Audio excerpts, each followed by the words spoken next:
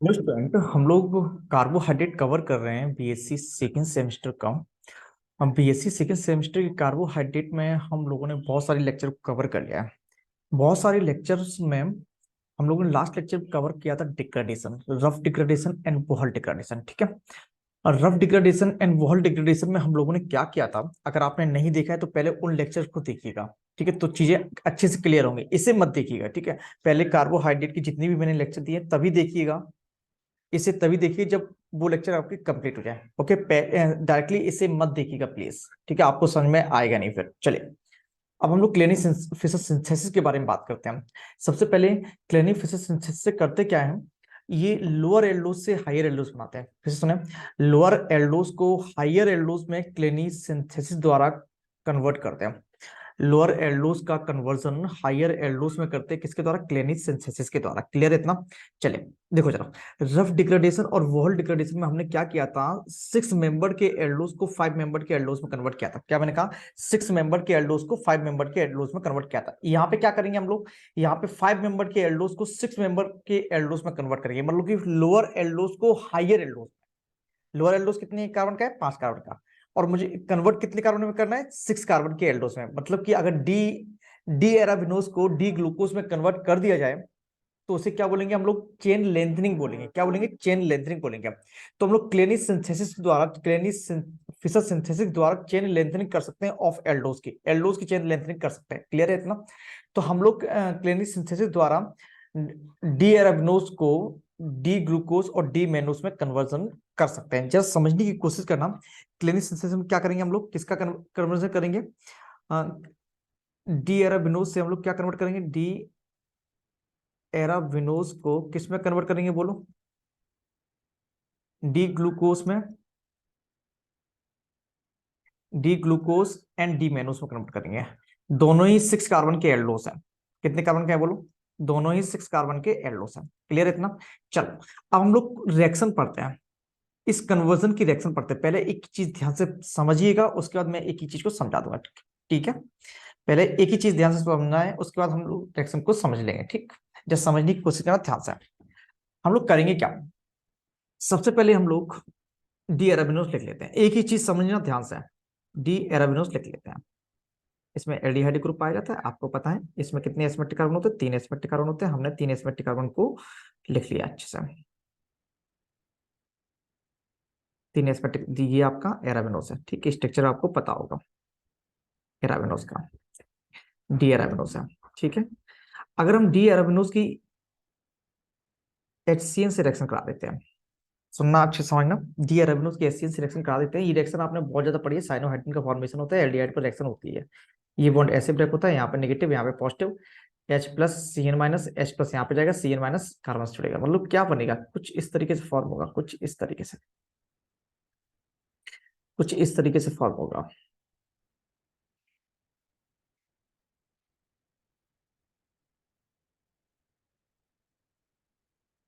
कुछ इस तरीके से फॉर्म होगा, ऐसे ऐसे ऐसे ऐसे, कुछ इस तरीके से। ठीक, अगर हम कुछ ऐसे करें, अगर हम यहाँ पे एससीएन सिलेक्शन, जस्ट समझने की कोशिश करना ध्यान से। एससीएन सिलेक्शन करा दें, ये आप, ये एससीएन अलग है ना, तो एच में ही समझ लो। ठीक है, ये एच है। ठीक, ओके। अब जस्ट समझने की कोशिश करना, जैसे ही आपने इस कार्बन को देखो, ये एसिमेट्रिक कार्बन नहीं है, ये कायरल कार्बन नहीं है, लेकिन जैसे ही प्रोडक्ट में देखा आपने, ये कायरल कार्बन बनना है। किसी रिएक्शन में रेक्टेंट में कायरल कार्बन नहीं होता है, यदि प्रोडक्ट में कायरल कार्बन बन जाता है तो इसके 2 फॉर्म पॉसिबल हो जाते हैं। तो इसके 2 फॉर्म पॉसिबल हो जाते हैं। ठीक है, एक तो ये फॉर्म हो गया, दूसरा फॉर्म क्या होगा? दूसरा फॉर्म OH इधर हो सकता है, H उधर जा सकता है। ठीक है, तो जब एससीएन से रिएक्शन कराएंगे तो क्या बनेगा आपका? यहाँ पे Cn हो गया, Cn है ये, यहाँ पे OH हो गया, यहाँ पे H हो गया। यहाँ पे जरा समझने की कोशिश करना ध्यान से, यहाँ पे H, यहाँ पे OH, यहाँ पे OH, यहाँ पे OH हो जाएगा, यहाँ पे H और यहाँ पे H, यहाँ पे CH2OH। जरा समझने की कोशिश करना ध्यान से। साइनोहाइड्रिन बन गया। अगर एक ही कार्बन पे Cn और OH होते हैं, ऐसे कंपाउंड को क्या बोला करते हैं? साइनोहाइड्रिन बोला करते हैं। ठीक है, ये डबल बॉन्ड नहीं है, नहीं तो आप लोग डबल बॉन्ड समझ जाओ, ये आपका डबल बॉन्ड नहीं है। ठीक है, चलिए, अब जरा समझने की कोशिश करना। अब हम लोग क्या करते हैं, साइनोहाइड्रिन बनाने के बाद हम इसका हाइड्रोलिसिस करते हैं। हाइड्रोलिसिस हम बेरियम हाइड्रोक्साइड से करते हैं। किसके द्वारा करते हैं? Barium hydroxide. बेरियम हाइड्रोक्साइड के द्वारा हाइड्रोलिसिस करते हैं।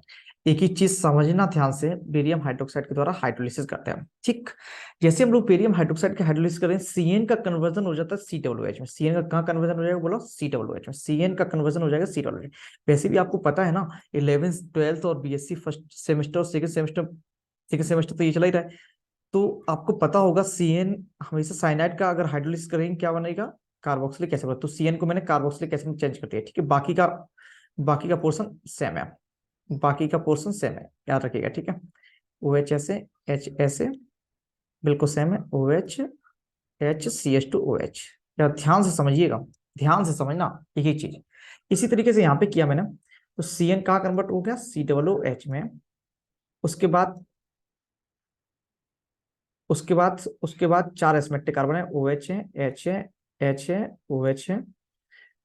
OH यहाँ पे बनेगा, यहाँ पर भी OH बनेगा, H यहाँ पर, H यहाँ पर, और CH2OH। जरा समझने की कोशिश करना ध्यान से।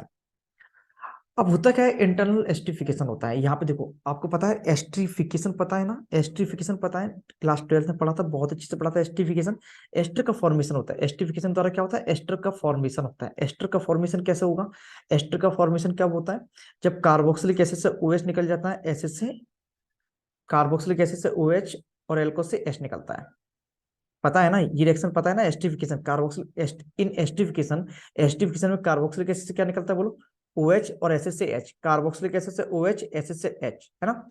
ये रिएक्शन पता हो गया है ना? बताएंगे आप लोग ऐसा क्यों होता है? कार्बोक्सिलिक एसिड से OH निकलता है और एसिड से H निकलता है ना? हमने अपने आप को ऊपर कर लिया। ठीक है, जस्ट समझने की कोशिश करना ध्यान से। क्या बताना है आपको? क्या पढ़ के आना है? क्या क्या सर्च करके आना है? ऐसा क्यों होता है? एस्टिफिकेशन में कार्बोक्सिलिक एसिड का OH निकलता है, एल्कोहल का H निकलता है। जबकि जबकि एसिड जो होता है H+ देते हैं, लेकिन मैं क्या कह रहा हूं? कार्बोक्सिलिक एसिड से OH निकलता है, एल्कोहल से H निकलता है एस्टिफिकेशन प्रोसेस में, है ना? H क्यों नहीं निकलता? ठीक है, ये पता करके आना। आप लोगों ने ये पढ़ा भी होगा, मैकेनिज्म भी पढ़ लेना फिर से और बताना मुझे कमेंट करके। ठीक है, चलिए जैसे समझने की कोशिश करना ध्यान से। अब क्या होगा? इंटरनल एस्टिफिकेशन होता है। इंटरनल एस्टिफिकेशन में क्या होता है? इसका OH, इसका OH, इसका OH, इसका H, इसका H, चौथे कार्बन से जो OH जुड़ा है उसका H, इसका OH। इलेक्ट्रॉन का फॉर्मेशन होता है। क्या, किसका फॉर्मेशन होता है? बोलो, इलेक्ट्रॉन का फॉर्मेशन होता है। अगर हम इलेक्ट्रॉन का फॉर्मेशन करेंगे, जरा समझना, मैं थोड़ा सा यहाँ पे लिख दे रहा हूँ। ठीक है, हाँ, ध्यान से समझना। मेरे पास जगह थोड़ी कम है इस रिएक्शन को कवर करने के लिए, लेकिन ध्यान से समझिएगा। ठीक है, मैं थोड़ा पास पास लिखूंगा। इलेक्ट्रॉन का फॉर्मेशन होता है, देखो जरा कैसे। CO हो गया ये, ठीक है, यहाँ का OH, यहाँ का S निकला, यहाँ का OH, यहाँ का S निकलेगा। तो इस कार्बन के बीच में और इस ऑक्सीजन के बीच में बॉन्ड बन जाएगा। इस कार्बन के बीच में, इस ऑक्सीजन के बीच में बॉन्ड बन जाएगा। कैसे? ये CO है, ये वाला CO। उसके बाद क्या है, जरा समझो। उसके बाद क्या है? यहाँ पे H है, यहाँ पे OH है। एक एक स्टेप समझना, एक एक स्टेप समझना, नहीं तो प्रॉब्लम होगी। H यहाँ पर है, OH यहाँ पर है। ठीक है, यहाँ पे तो H है, और ये वाला S तो निकल गया। ये वाला ऑक्सीजन किससे जुड़ेगा? इस कार्बन से जुड़ेगा। मतलब कुछ इस तरीके से फॉर्मेशन हो जाता है, रिंग का फॉर्मेशन हो जाता है। ऐसा इस तरीके से फॉर्मेशन हो जाता है। इसी को बोला करते हैं इलेक्ट्रॉन। क्या बोला करते हैं हम लोग? इलेक्ट्रॉन बोला करते हैं ना। तो इलेक्ट्रॉन का फॉर्मेशन हो जाता है यहाँ पर। और कितने मेंबर के इलेक्ट्रॉन का फॉर्मेशन होता है? बोलो, कितने मेंबर का इलेक्ट्रॉन का फॉर्मेशन होता है? 1 2 3 4 5 मेंबर रिंग का फॉर्मेशन होता है। इलेक्ट्रॉन के फॉर्मेशन में 5 मेंबर रिंग पार्टिसिपेट करती हैं। क्लेनी फिशर सिंथेसिस में इलेक्ट्रॉन के फॉर्मेशन में 5 मेंबर रिंग पार्टिसिपेट करते हैं। याद रखना, 5 मेंबर साइक्लिक रिंग का फॉर्मेशन होता है। 5 मेंबर साइक्लिक रिंग का फॉर्मेशन होता है। अब आप लोग बताएंगे, आप लोगों के माइंड में एक क्वेश्चन चल रहा होगा, सर एक बात बताओ, आपने 5 मेंबर साइक्लिक रिंग का फॉर्मेशन किया, हम क्या करें? यहां से OH, यहां से H ले लें, और यहां से OH, यहां से H ले लें, तो क्या होगा? होगा क्या? होगा क्या? अरे भाई, इधर OH हो सकता है ना, क्या दिक्कत है ना? होगा क्या? 3 मेंबर रिंग फॉर्मेशन हो सकता है, 4 मेंबर रिंग फॉर्मेशन हो सकता है। तो हमने 3 मेंबर रिंग और 4 मेंबर रिंग इलेक्ट्रॉन का फॉर्मेशन क्यों नहीं किया? 5 मेंबर रिंग से ही हम लोग क्यों आगे बढ़े? ये समझना ध्यान से। ठीक है, क्या समझने की कोशिश करना ध्यान से। 3 मेंबर रिंग जो होती है बहुत ज्यादा स्ट्रेंथफुल होती है, बहुत ज्यादा तनाव होता है 3 मेंबर रिंग में, और 4 मेंबर रिंग में भी बहुत ज्यादा तनाव होता है। 3 मेंबर रिंग क्यों नहीं बनाई? क्योंकि बहुत ज्यादा स्ट्रेन होता है, तनाव होता है। इसलिए 3 मेंबर रिंग स्टेबल नहीं होती, 4 मेंबर रिंग भी कैसी होती है, अनस्टेबल होती है। इसलिए हमने 3 मेंबर रिंग को नहीं बनाया, 4 मेंबर रिंग को नहीं बनाया, हमने नहीं, फिशर ने नहीं बनाया, ठीक है। तो फिशर ने क्या किया, डायरेक्टली 5 मेंबर रिंग को बना दिया। ऐसा नहीं कि एक ही महीने, एक ही दिन में सपने आए होंगे फिशर को और 5 मेंबर रिंग का फॉर्मेशन एक ही दिन में कर दिया होगा, ऐसा नहीं होता है। बहुत ज्यादा प्रैक्टिकल करते हैं। फिशर ने इन सब चीजों के लिए 1-2 साल गुजारे होंगे, तब ये सब चीजें, ये 5 मेंबर रिंग का फॉर्मेशन हुआ होगा। क्लियर हो इतना, चल, है ना। अगर आपसे कोई पूछे 3 मेंबर रिंग का फॉर्मेशन क्यों नहीं किया, तो आप तुरंत ही बताएंगे तनाव होता है। अरे यार, आपको ही मुर्गा बना के बैठा दिया जाए, मुर्गा समझते हैं? अरे बचपन में बना करते थे ना आप लोग, मुर्गा बना के बैठा दिया जाए, है ना, तो आप लोग क्या करेंगे, तनाव से, उस तनाव को दूर करने के लिए अपने आप को फ्री करने की कोशिश करेंगे। नहीं समझ में आया? नहीं समझ में आया? बस इतना समझ लो, 3 मेंबर रिंग का और 4 मेंबर रिंग का फॉर्मेशन नहीं होता है। क्लियर है इतना, चलो हम इसे यहाँ पे ले रहे हैं, ठीक है। तो 3 मेंबर रिंग और 4 मेंबर रिंग का फॉर्मेशन नहीं हुआ करता। चलो समझने की कोशिश करना ध्यान से, ठीक है। देखो, ये इलेक्ट्रॉन का फॉर्मेशन हो गया।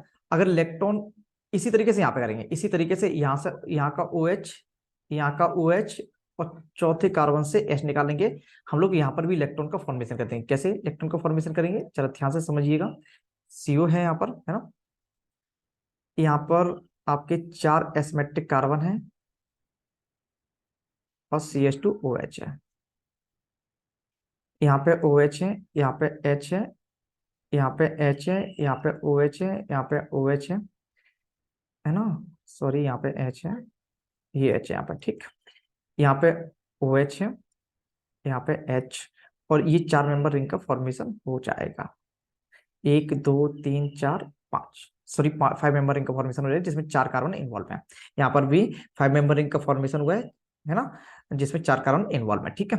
अब हम क्या करते हैं, अब हम इसका, इस रिंग का रिडक्शन कर देते हैं, इस रिंग का रिडक्शन करेंगे सोडियम अमलगम द्वारा, सोडियम अमलगम द्वारा। ये अमलगम क्या होता है, बताओ जरा, बताओ बाबू, अमलगम क्या होता है, बोलो बोलो बोलो। सोडियम अमलगम द्वारा रिडक्शन करेंगे।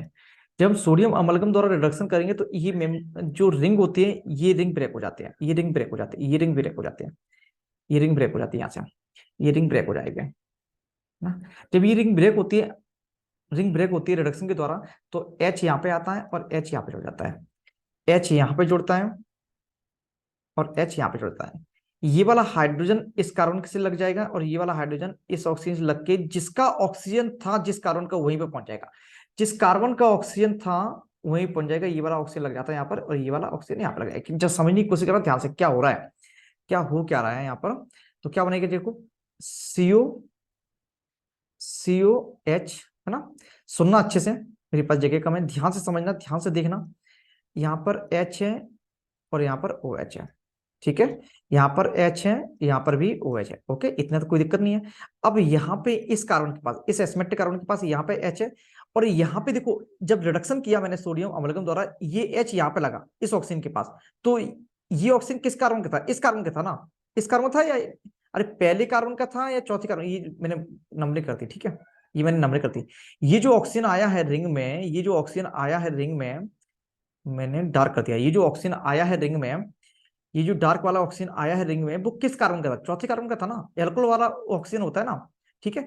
तो ये वाला H यहाँ पे लग जाएगा और ये ऑक्सीजन जिस कार्बन का था वही ले लेगा, तो क्या बन जाएगा, यहाँ पे OH बन जाएगा, यहाँ पे OH हो जाएगा, यहाँ पे CH2OH हो गया। बोलो बात समझ में? एक मिनट एक मिनट एक मिनट, ये यहाँ पे नहीं होगा। देखो जरा, कितने एस्पेक्ट कार्बन है, 4 एस्पेक्ट कार्बन होते हैं, तो चौथे का ये वाला H यहाँ पे लग गया, है ना। ये वाला जब H यहाँ पे लगेगा तो OH हो जाएगा, एक कार्बन और है, बोलो, एक कार्बन और है, यहाँ पे OH होगा, यहाँ पे H आएगा, फिर नीचे CH2OH हो जाएगा। ये क्या है, इस कंपाउंड का नाम क्या है, बोलो, इस कंपाउंड का नाम क्या है, इस कंपाउंड का नाम क्या है, इस कंपाउंड को बोला करते हैं डीमेनोज। क्या बोला करते हैं, डीमेनोज। ये कंपाउंड क्या है, डीमेनोज है, ये क्या है आपका, डीमेनोज है, ये डीमेनोज है, ठीक है, डीमेनोज है। ये तो डी ग्लूकोज, सॉरी, ये तो साइनोहाइड्रिन कंपाउंड है, ओके, ये डीमेनोज है, ओके। जैसे हम इसका रिडक्शन करते हैं तो ये वाला H यहाँ पे आ जाएगा और ये वाला H यहाँ पे, ये OH हो जाएगा और ये CH हो जाएगा। तो जरा समझो ध्यान से, क्या बन जाएगा, ये हम यहाँ पे ऐसी लाइन खींच ले रहे हैं, ओके, जैसे आपको समझ में आता रहा है। यार ये तो खिचड़ी हो गई, समझ में आ रहा होगा ना आपको? अरे एक ही चीज समझाइए मैंने यार, समझ में आ रहा होगा ना आपको? बता देना अगर आप इसे देखें, अगर आप इसे देखें तो आप क्या करना, अगर चीजें समझ में ना आए तो मुझे बता जरूर देना, कहाँ, नीचे कमेंट करके यार, है ना। उसके बाद नहीं, नहीं कमेंट करना चाह रहे तो ग्रुप पे जुड़ जाओ, मुझे एक्सेस केमिस्ट्री नाम का टेलीग्राम चैनल है, उस पे जुड़ जाओ। ठीक है, चले यहाँ पे देखो, यहाँ पे जरा समझने की कोशिश करना ध्यान से। यहाँ पे देखो, तो क्या हो जाएगा, ये एच जब यहाँ पे गया और ये वाला एच यहाँ पे जाएगा तो क्या बनेगा, ये तो समझो CHO बना, है ना।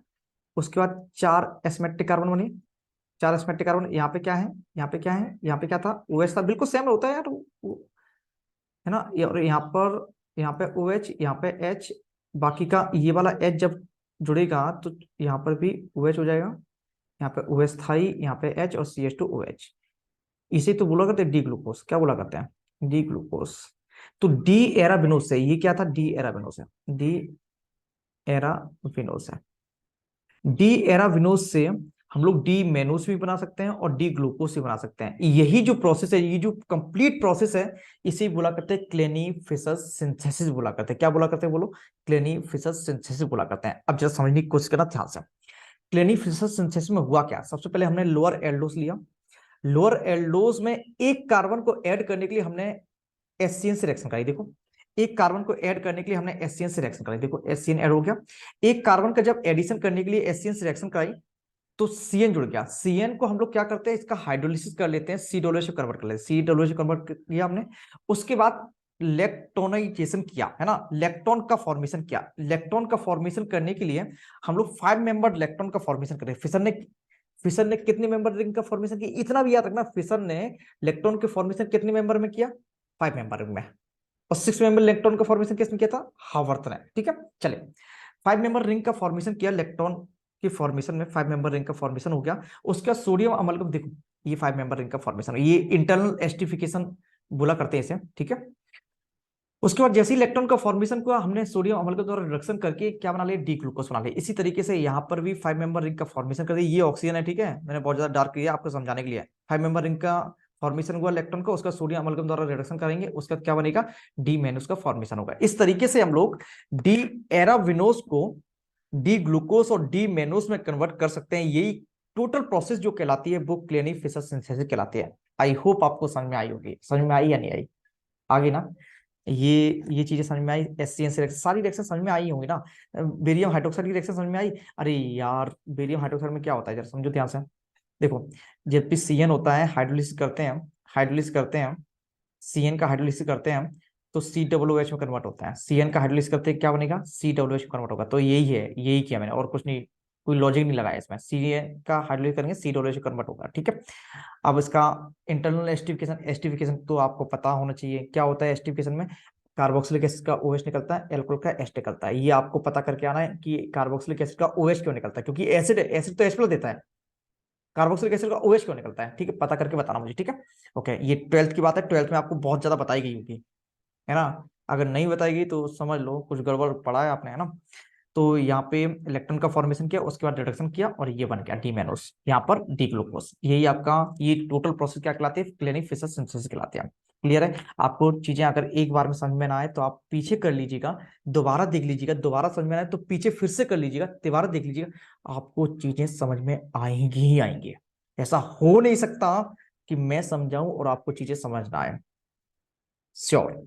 ठीक है, अगर आपको चीज समझ में आ गई होगी तो मुझे प्लीज कंफर्म कर दीजिएगा कमेंट करके, है ना। और दूसरी बात है, प्लीज अपने दोस्तों के साथ बहुत ज्यादा शेयर कीजिएगा। ठीक है, यूट्यूब पे वैसे भी फ्री चलता है तो आपको फ्री में ही पढ़ा रहे हैं, और आपको एक एक लेक्चर एक एक चीज समझा रहे हैं। ऐसा नहीं कर रहे हैं कि फॉर्मेलिटी के लिए यूट्यूब पे वीडियो डाल दिया मैंने, नहीं, एक एक चीज आपको समझा रहे हैं। ठीक है, तो प्लीज अपने दोस्तों को बताइएगा जिससे कि मुझे थोड़ा सा यूट्यूब पे लोग जानने लगे, है ना। मिलते हैं नेक्स्ट लेक्चर में, तब तक के लिए आप पढ़ते रहिएगा। ओके, मिलते हैं नेक्स्ट लेक्चर में।